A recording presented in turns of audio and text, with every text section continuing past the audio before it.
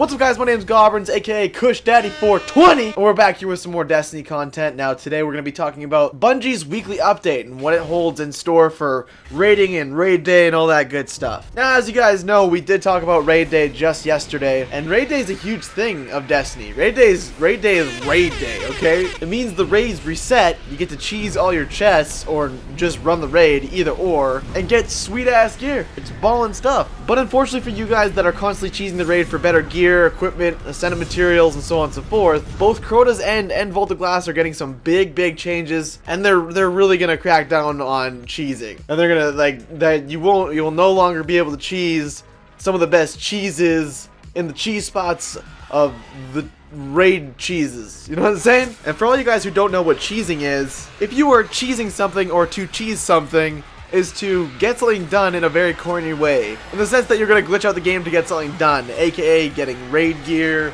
killing bosses by joining lobbies and fucking leaving them and joining back in again, or like if you found a hidden spot somewhere in like the Nightfall or in a raid or something, one of those things. That is what it is to cheese.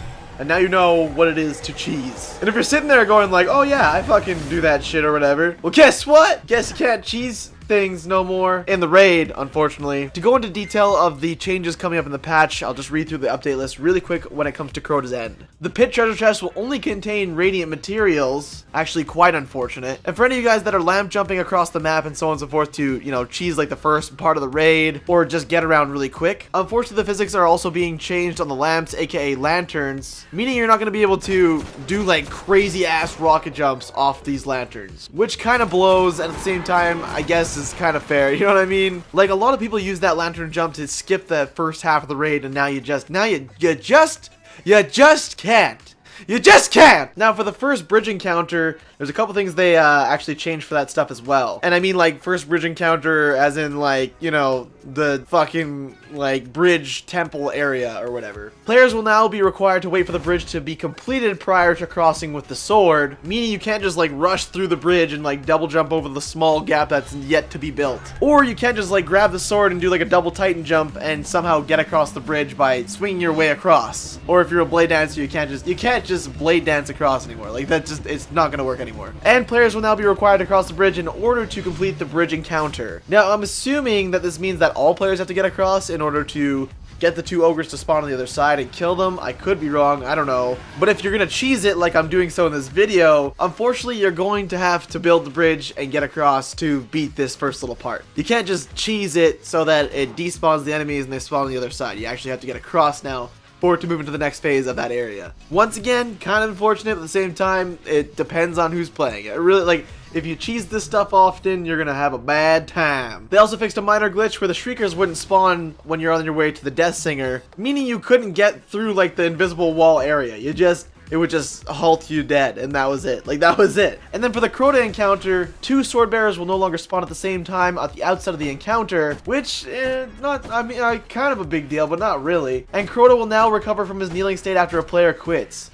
Get fucking owned! Oh damn! We just got wrecked! And if you don't know the context of us getting wrecked in that fact, it's because players found a way to essentially get Crota to kneel down after he's like staggered, and then the host would actually leave the game while they were fighting Crota, and then join back in, and Crota would be like glitched into kneeling the entire time. So you could just like, you could just slam him with all sorts of goodies and he'd be dead. And then there you go. Boom, boom. Raid helmet, raid material, whatever you get, you got it. Sweet. And they fixed a couple bugs that allowed players to remove the presence of Crota using a Radiance Warlock's Fireborn ability, as well as fixed a bug that made the Oversoul appear destroyed to some players in a fire team when it was actually still active, which is actually quite helpful. It's like similar to Oracle, I'm assuming. Now, once again, I did start this video talking about raids in general, and they did also make some Vault of Glass updates as well. The Vault of Glass will be worth playing again because exotic weapon drops in the Vault of Glass will now be level 32. Oh, fuck yeah. Fuck yeah.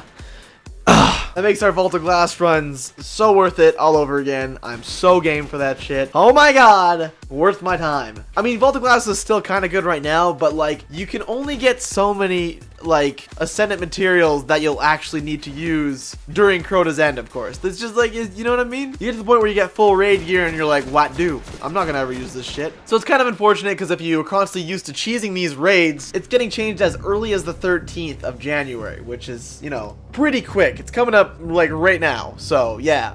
Now this video's dragged on for a little bit long right now. There's more to talk about during this weekly update, which we will talk about sometime this week. And this episode, I really just wanted to focus on raid content and what the next patch will have in store and all that good stuff right there. If you guys enjoyed the video, hit that like button for me or that subscribe button. I'll be back here tomorrow with more Destiny content, as we are doing daily Destiny content on this channel now. And with that being said, once again, my name is Gobrins, and I'll talk to you guys sometime tomorrow with more Destiny content. Take it easy.